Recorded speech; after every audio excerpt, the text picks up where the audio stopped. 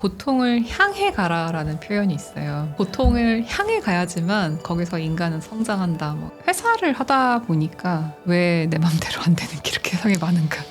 통제 못하는 것들이 너무 많구나라는 거를 좀 받아들이기 시작하면서 고통도 그러면 수용을 해야 되나 보다. 어떤 보면 제가 좋아하고 동경하는 사람들이 다 그렇게 고통을 정면으로 마주하는 사람들이었기 때문에 저도 그런 사람들 닮고 싶었던 것 같고.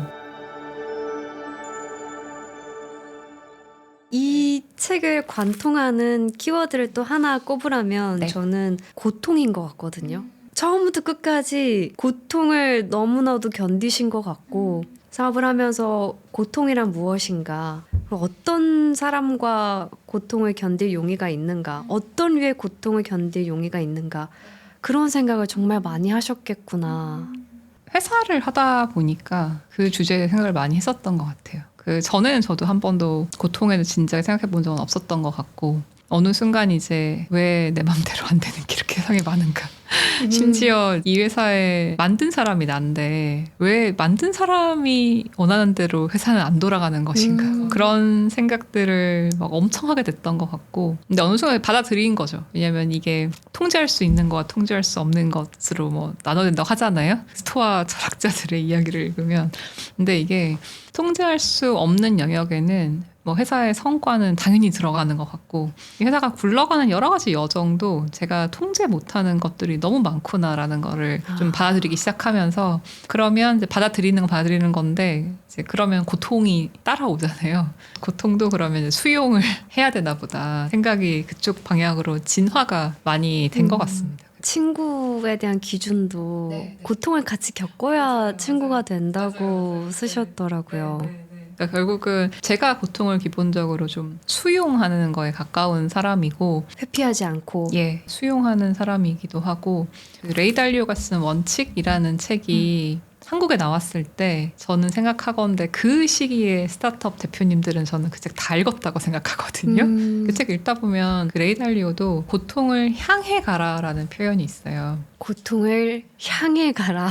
그게 고통을 향해 가야지만 거기서 인간은 성장한다. 이런 얘기를 하는 사람이거든요. 근데 저는 이제 그런 말들이 저한테 이제 굉장히 좋게 들린 말이었고, 그리고 혜성님도 무라카미 하루키가 쓴 달리기 에세이 네. 소개하신 거를 되게 인상적으로 봤는데, 사실 그것도 보면 하루키는 끊임없이 그 고통에 대해서 막 이야기를 하잖아요. 맞아요. 네. 힘든 일이 있을 때도 내 몸에 고통을 줌으로써 견뎌나가고. 어떤 보면 제가 좋아하고 동경하는 사람들이 다 그렇게 고통을 정면으로 마주하는 사람들이었기 때문에 저도 그런 사람들 닮고 싶었던 것 같고, 태도나 마인드셋 차원에서. 그래서 저도 그러면 오케이, 수용하고 정면으로 향해 가고, 그런 식으로 자기를 많이 바꾸려고 애를 썼었던 것 같습니다. 네. 저도 이 책을 읽으면서 문득 앞으로 인생의 동반자를 선택하게 될 때 같이 고통을 맞서고 수용하는 사람이어야 더 존경할 수 있겠다, 더 믿고 갈 수 있겠다, 그런 생각이 들더라고요. 어떤 사람은 고통을 회피하는 것도 저는 선택지라고 생각하고, 굳이라고 생각할 수도 있다고 생각해요. 네. 근데 어느 쪽이든지 간에 그 고통을 정면으로 가든 회피하든 아예 그게 벌어지는 곳으로 안 가든 그게 약간 성향이 맞으면 훨씬 동반자 관계가 끈끈해지지 않나? 한 명은 향해 가고 싶고 한 명은 회피하고 싶으면 힘들잖아요, 서로. 일할 때 힘드니까. 맞아요. 네.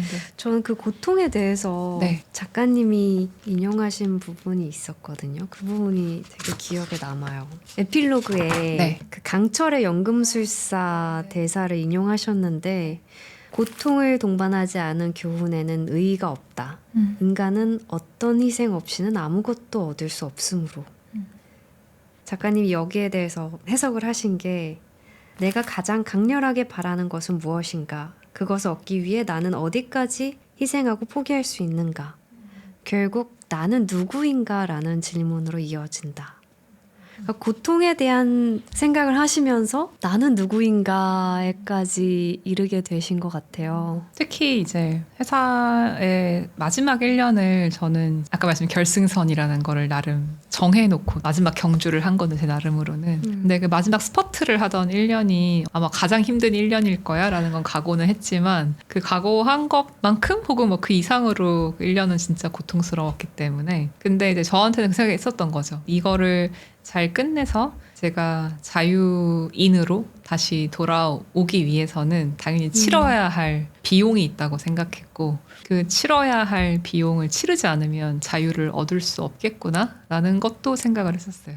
그래서 다 끝나고 나서 이 만화를 좀 뒤늦게 봤는데 강철의 연금술사에서 그러니까 비슷한 메시지를 작가가 하고 있다고 느꼈었어요. 네, 그러니까 고통을 통해서만 인간은 성장할 수 있고 치러야 될 비용은 치러야만 한다라고 생각했는데 그게 저한테는 어쨌든 회사를 계속 운영하면서 얻을 수 있는 여러 가지 기대 효과와 치러야 될 비용을 생각해 봤고 제가 여기서 끝내는 선택을 할 때 제가 얻을 수 있는 거와 잃어야 할 것들을 막 대차대조표 그리듯이 정리를 해봤는데 제 입장에서는 무엇보다 저한테 가장 중요한 게 자유였기 때문에 그냥 자유를 얻기 위해서는 나머지는 다 비용으로 치룬다라는 각오가 세서 어떤 그 고통의 구간을 버텨야 된다라는 생각을 많이 했던 것 같습니다.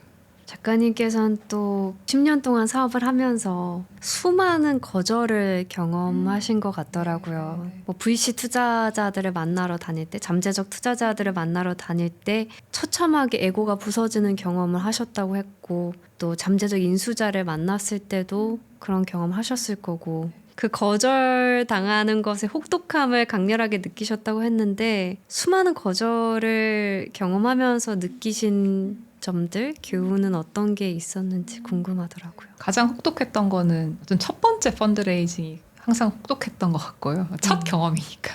예, 처음 약간 뭔가 확 깨져보는 경험은 당연히 너무 처참할 수밖에 없는데 근데 아주 흥미로운 점은 그 첫 번째 펀드레이징 이후도 저는 펀드레이징을 계속 했는데 한 2년 단위마다 그 후부터는 괜찮아졌어요. 네. 아, 오케이. 그냥 그 확률을 약간 알게 된 거죠. 내가 100명 만나면 한 10명 정도가 우리 회사에 관심 가지고 그 중에 한두 회사가 투자하는구나. 약간 이 숫자에 대한 감을 약간 갖기 시작하면서 그게 원래 그런 거구나. 네. 근데 만약에 이렇게 운이 좋으면 100개를 만나서 10개가 관심 가지고 한두 개가 투자를 저희한테 해주시는 건데 이거는 평균이니까 뭐 내가 평균보다 이하일 수도 있잖아요. 그럼 내가 뭐 200명 만나서 10명이 관심 가져주고 또 한두 군데 투자할 수도 있는 거니까 약간 저는 숫자적으로 이게 약간 가닥이 잡히면 마음이 훨씬 편했던 것 같아요. 처음은 당연히 숫자에 대한 감이 없기 때문에 너무 불안하고 나만 이런가? 라는 생각도 많이 하게 되고 내가 이제 뭐가 부족해서 이렇게까지 거절을 당하지? 라는 식으로 자기 자신을 막 엄청 갈아 넣거나 자기 자신을 이제 비하하게 되거나 스스로를 막 가혹하게 대했던 시기가 있었었는데 이게 시간이 가면 갈수록 어느 정도 숫자에 대한 패턴이 약간 잡히기 시작하면 오 괜찮다라는 생각들을 조금씩 하게 됐던 것 같고 뭐 그 뒤에 잠재 인수자 같은 경우도 거절 당했지만 제가 요 책에도 잠깐 실었지만 M&A 많이 딜 해보신 회계사님이 쓴 말을 보면 뭐 100군데가 M&A 관심 있다고 연락 오면 뭐 그중에 5%가 실제로 뭐 진행이 돼서 네. 최종적으로는 한두 개가 되는 거다 뭐 이런 것도 말씀하신 게 있더라고요. 그래서 뭐 세상 모든 일이 기본적으로 뭐 하나가 되려면 100개 정도 두드리는 거는 기본인가 보다 뭐 생각이 들기도 해서 막 그런 거 생각하면 좀 마음이 편안한 것 같기도 했었어요. 저는. 네.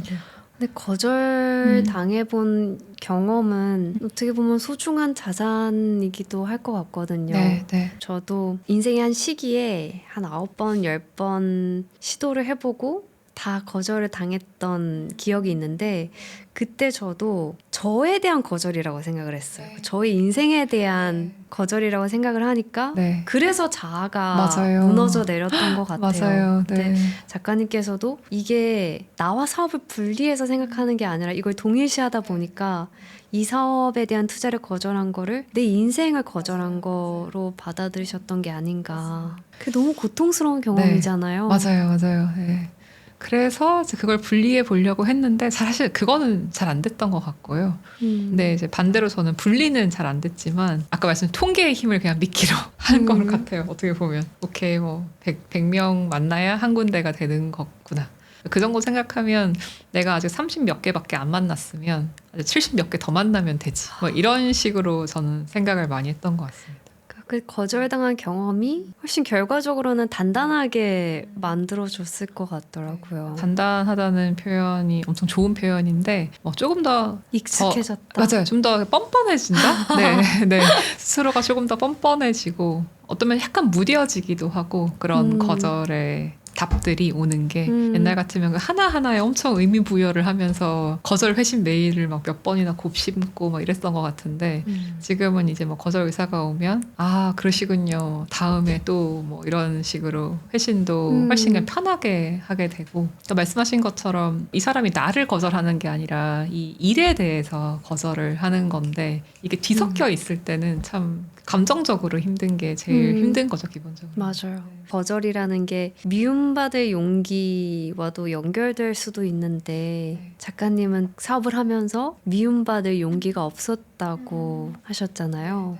그런 순간이 너무 부지기수였고 그러니까 기본적으로 우리 모두는 사랑받고 싶고 예쁨 받고 싶고 칭찬이나 인정받고 싶은 게 그러니까 인간의 본성 같은 거라고 생각하거든요. 그러니까 저도 사실 예외가 아니어서 그게 회사를 운영할 때도 웬만하면 저의 같이 일하는 동료분들이나 뭐 이해관계자분들한테 좋은 사람이고 싶은 거예요. 그 욕망을 내려놓기가 너무 힘들어서 어떻게 보면 회사를 생각하고 회사만 생각해서 이렇게 결정 내리고 제가 행동을 하는 게 빤히 훨씬 좋은 선택지가 있었을 텐데도 그때는 이제 그런 선택지가 눈에 잘 안 보이거나 마음이 잘 안 가니까 이제 뒤로 막 밀어놓고 좀 더 내가 좋은 사람처럼 보이는 의사결정들을 전 되게 많이 했다고 생각해요. 특히 어떤 시기냐면 회사에 자원이 부족하면 오히려 훨씬 정신이 번쩍 들기 때문에 회사만 생각하고 의사결정을 좀 더 내리게 되는 것 같은데 역설적이고 회사에 자원이 많으면 자원이 많다는 게 긴장을 좀 풀게 만들기 때문에 저도 해이해져서 그 해이해진 마음 때문에 좋은 사람이고 싶은 마음과 이게 결합이 되면 걷잡을 수 없이 폭풍우처럼 제가 막 나쁜 결정들을 막 하게 되더라고요. 네, 네. 좋은 사람과 좋은 대표는 네, 네. 다를 텐데. 다르죠. 그러니까 물론 교집합이 분명히 있을 거예요. 근데 이제 교집합이 아닌 영역들이 있죠. 네, 좋은 대표의 할 일인데 좋은 사람일 수 없는 결정들이 분명히 있고. 근데 이제 그런 결정들을 내릴 때 웬만하면 안 하고 싶다라는 마음이 이제 막 생기는 것들이 있죠. 근데 그럴 때 눈 감고 약간 회피해 버리면 그게 시간이 지나서 역효과로 빵빵 터지는 것들이 너무 많아서 이게 참 빠지기 쉬운 함정인데 그 시기로 딱 돌아가면 그 시기 당시에는 그런 결정 내리기 너무 어렵다. 사실 지금도 여전히 자신 있게 다음엔 다르게 할 수 있을 것 같아요. 라고 말을 못할 것 같습니다. 10년간 사업을 네. 하시면서 정신적으로 가장 힘들었던 시기 중에 하나가 네. 레이오프 시기였을 것 같거든요. 그 시기가 지금 표현하신 좋은 대표와 좋은 사람의 교집합이 아닌데 좋은 대표로서 해야 되는 이제 의사결정들. 그래서 좋은이라는 말도 뺄 수 있고 대표로서 해야 되는 결정들.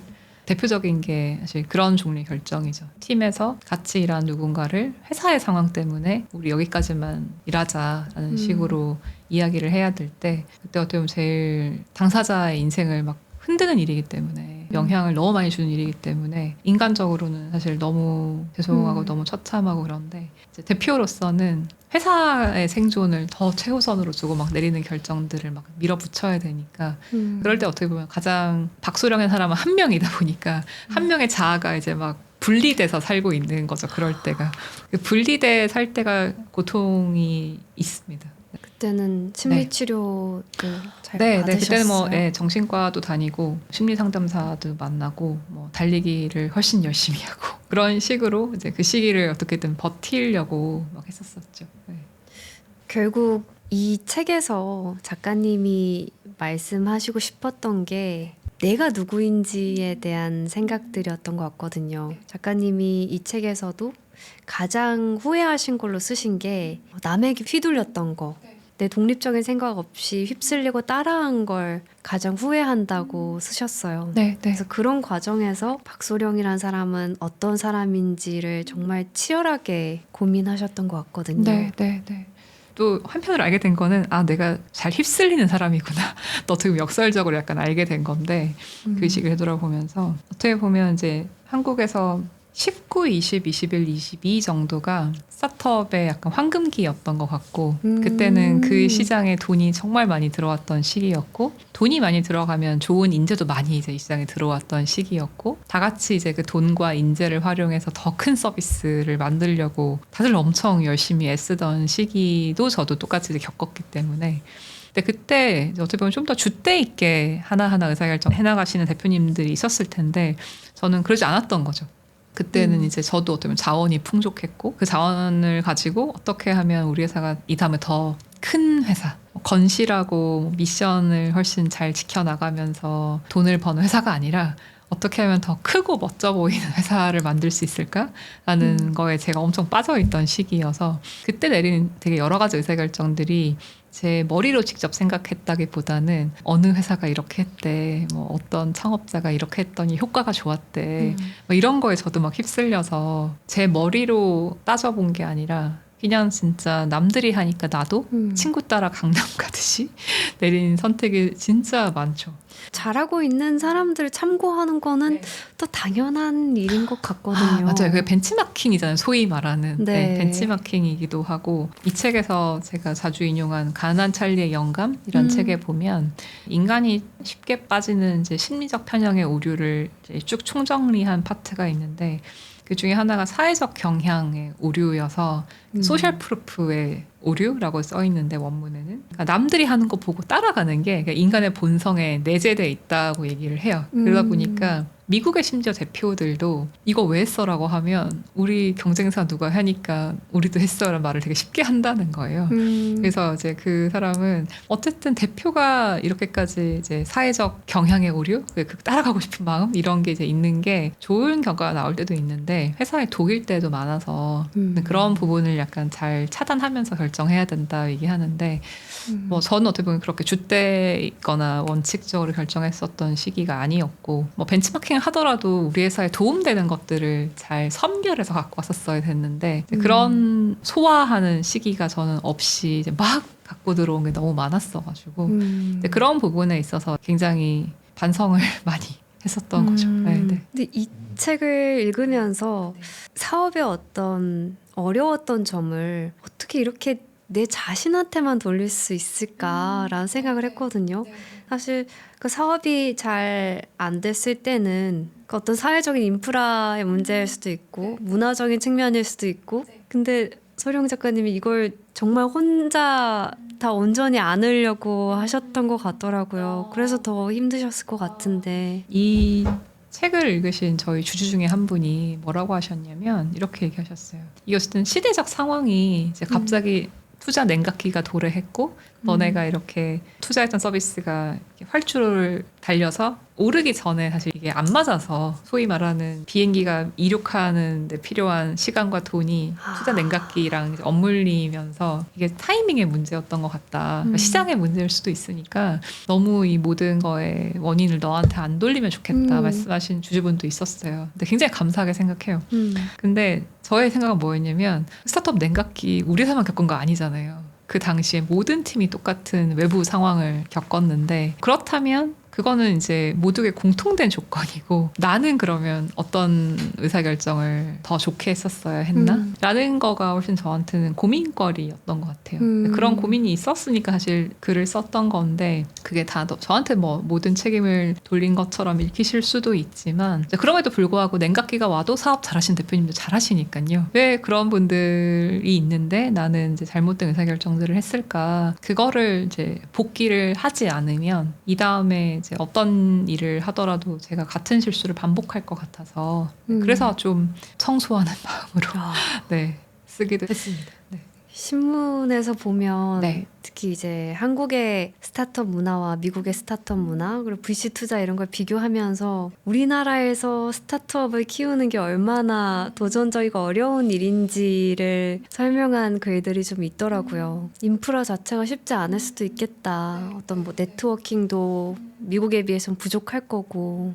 네, 그만큼 또 한국 시장의 장점도 이제 있었을 것 같은데 그래도 이제 상대적으로 아쉬운 점은 사실 저희가 미국에서의 창업 생태계가 어떤지는 제가 직접 경험해 본 건 아니고 저도 글로만 봐가지고 좀 거리감이 있는 얘기일 수도 있지만 대신 이제 그 생각은 많이 했던 것 같습니다. 뭐 미국이든 이스라엘이든 창업이 엄청 이제 활성화된 나라들이 네. 막 말하는 걸 보면 잘 되는 거든 잘 안 된 거든 바깥으로 꺼내는 건 되게 많은 것 같아요. 그러니까 사실은 이제 미국 서점에 가보면 아예 자서전 섹션이 따로 있고 일을 해본 창업자들이나 뭐 대표들이 자기 리더들이 자기 자서전을 되게 많이 펴낸단 말이죠.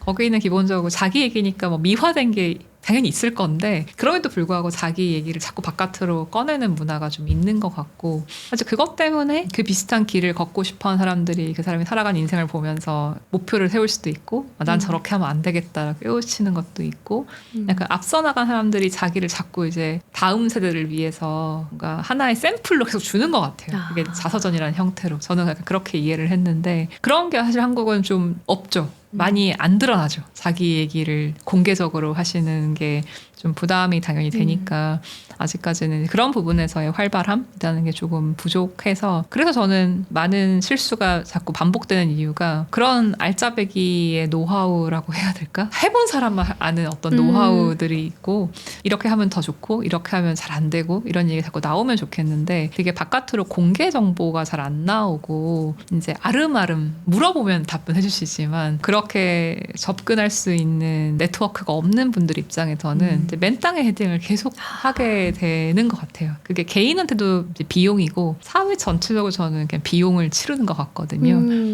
그쵸. 비유를 해봐도 예를 들면 어떤 큰 다리나 건물이 무너져 내렸을 때 거기에 대한 사고를 정확하게 기록을 하고 조사를 해놓으면 앞으로 사고를 또 예방하는 데 큰 도움이 될 수 있는데 그런 것들이 공유되지 못하면 비슷한 일들이 계속 반복되니까 사회적 비용 발생할 수 있겠네요.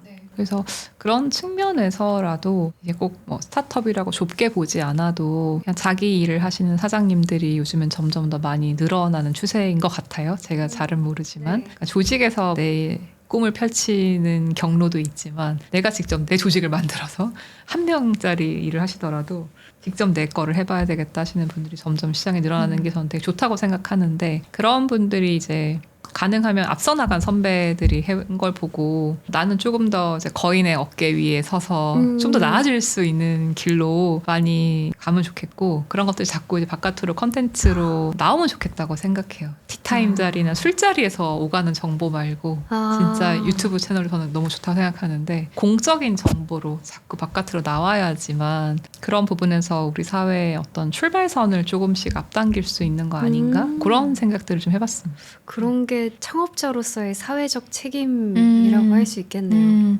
그런 점에서 창업자의 기록으로서의 이 책이 더 귀한 자료인 것 같네요. 네.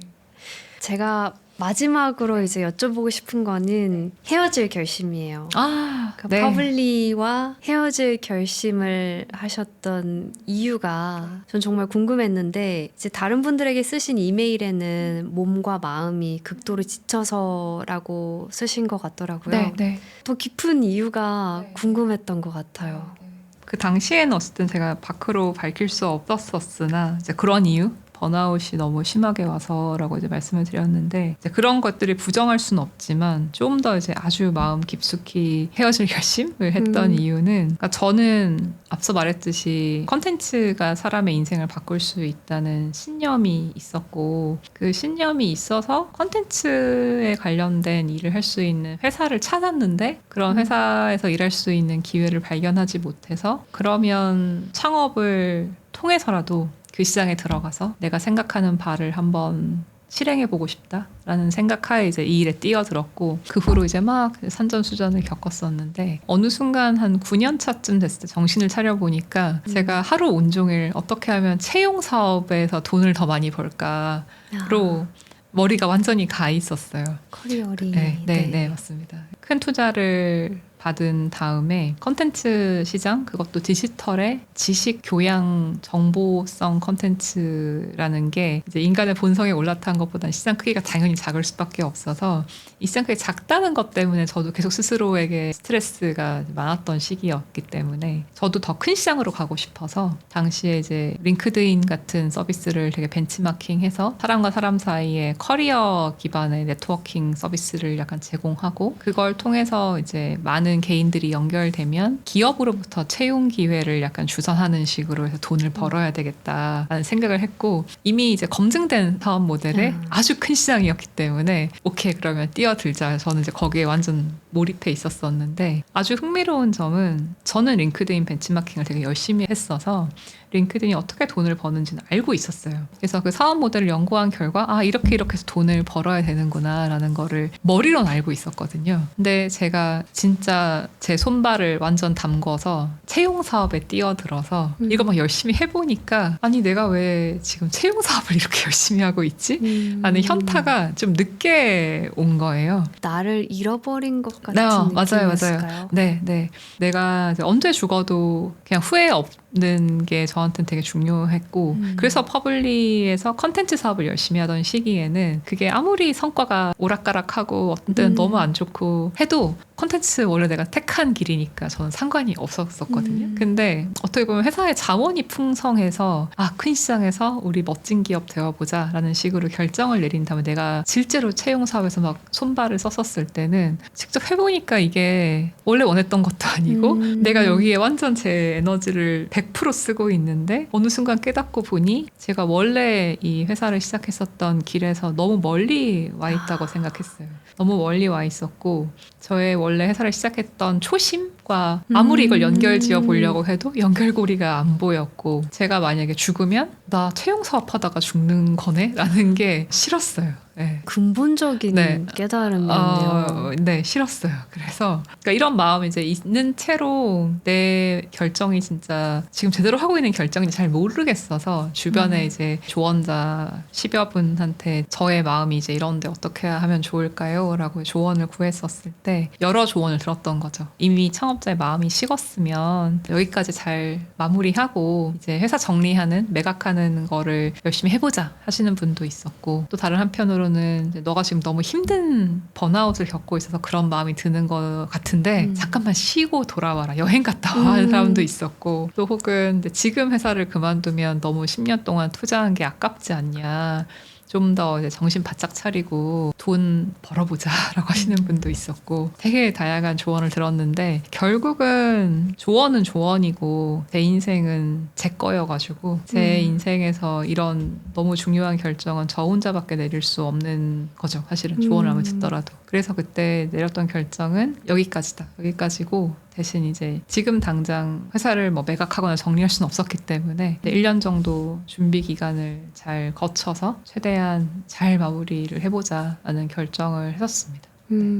다들 그런 반응이신 것 같아요. 이렇게 본인의 실패를 용기 있게 꺼내놓을 수 있을 정도의 사람이면 박서령의 미래가 너무 궁금하다. 10년 후 박서령 대표님은 어떤 일을 하고 있을지. 그러니까 실패에 대한 책을 쓰셨는데 다들 작가님에 대한 기대치가 엄청 올라갈 것 같은 그래요? 느낌이에요. 되게 아이러니한 거죠. 아이러니하죠. 저한테 굉장히 아이러니한 점은 다른 게 아니라 저는 10년 동안 디지털 콘텐츠를 팠던 사람인데 지금 종이책으로 지금 독자분들한테 이제 알려지고 있다는 게 굉장히 저는 그게 역설적이라고 생각하는 것 중에 하나고요.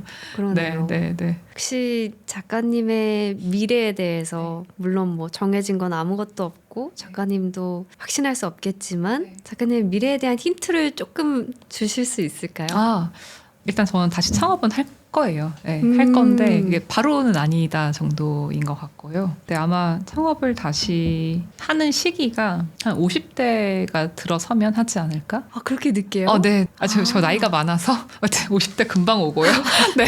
아닐 것 같은데요? 50대 금방 오는데 50대에 다시 창업을 해보자 정도 지금 생각이고, 그때는 제가 어떤 생각하에 창업을 해야 할 것 같냐면, 이번 10년 전에 시작한 창업은 제가 좋아하는 일 하고 싶어서 뛰어든 창업이었단 말이죠. 그러니까 사실 나머지를 하나도 고려하지 않아서 이제 시행착오를 많이 겪었는데, 이 다음에 할 때는 제가 좋아하는 거랑 제가 잘하는 거랑 시장이 원하는 거 세 가지의 약간 교집합의 어떤 부분을 찾아내서 들어가야 되겠다라는 생각은 좀 해요. 근데 이제 그걸 하려고 하다 보니까 어떻게 보면 지난 10년 동안 저는 제가 잘하는 거랑 제가 좋아하는 게 뭔지는 좀 알게 된 것 같은데, 이게 시대적 요구라고 해야 되면 너무 거창하니까 그냥 소비자의 요구, 시장의 요구는 더 많이 알아야 된다고 좀 생각을 했어요. 그래서 아까 이제 인간의 본성에 올라타는 시장에 가서 좀 배워야 되겠다. 그걸 배워야지 다시 제가 이쪽 시장으로 돌아와도 써먹을 수 있는 포인트가 분명히 있을 것 같다라는 생각이 들어서, 그런 맥락하에 이제 취직을 해야 되겠다.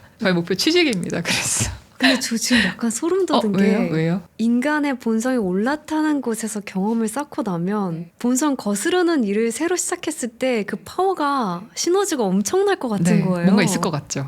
직관적으로 뭔가 있을 것 같다라는 생각하에 네, 일단은 그런 생각을 하고 있습니다. 박소령 작가님의 취직을 네. 응원하겠습니다. 취직을 취뽀 화이팅입니다. 네, 감사합니다.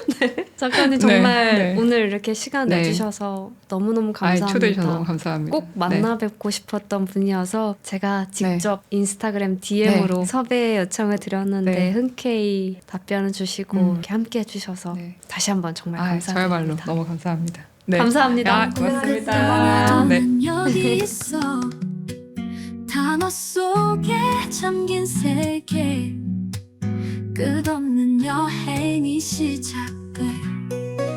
나는 책을